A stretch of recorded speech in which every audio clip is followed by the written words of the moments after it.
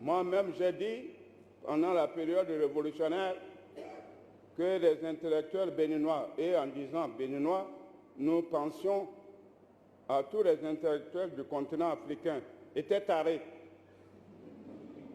Parce qu'ils travaillent dans leur propre pays comme s'ils sont des colons. Ils sont venus exploiter leur propre pays. Ils se soucient peu du développement de leur pays. Mais ce qui les intéresse, c'est de détourner les fonds.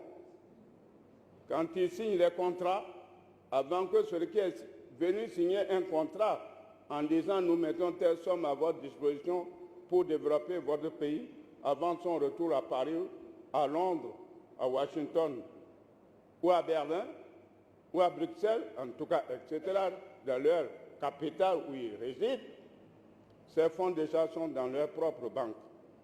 C'est ce qui fait la honte de l'Afrique.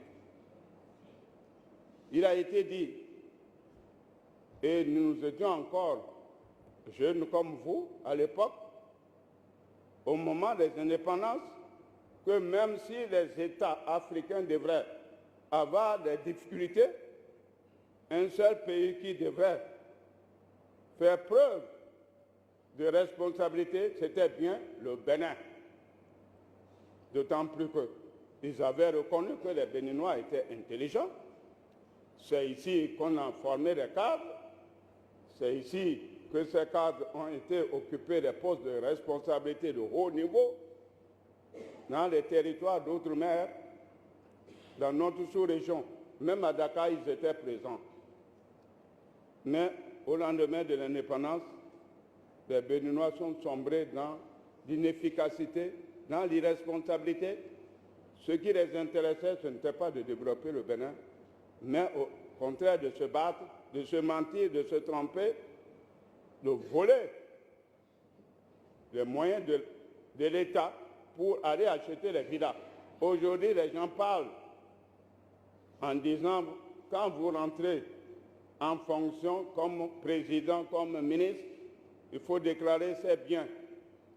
C'est comme on nous dit également, quand vous êtes candidat aux élections présidentielles, il faut nous dire à la fin des élections que vous ayez gagné ou non, dire combien. Surtout, c'est ceux qui ont gagné qu'on demande les comptes.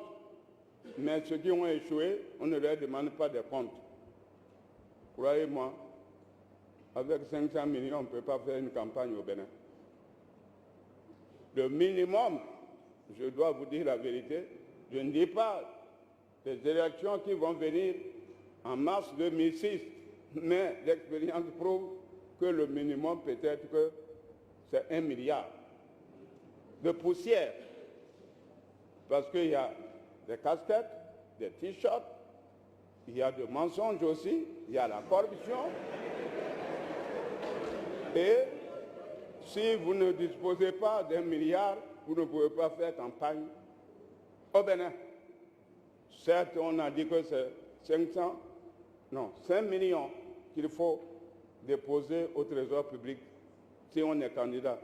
Et si on a 5% de voix, bon, vous pouvez récupérer votre argent. Mais il n'y a pas 5% de voix au Bénin.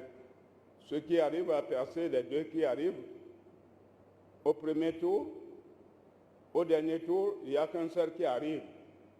À partir de ce moment, peut-être que les deux premiers peuvent retirer leur mandat et leur somme, et même le troisième et le quatrième, mais pas tous.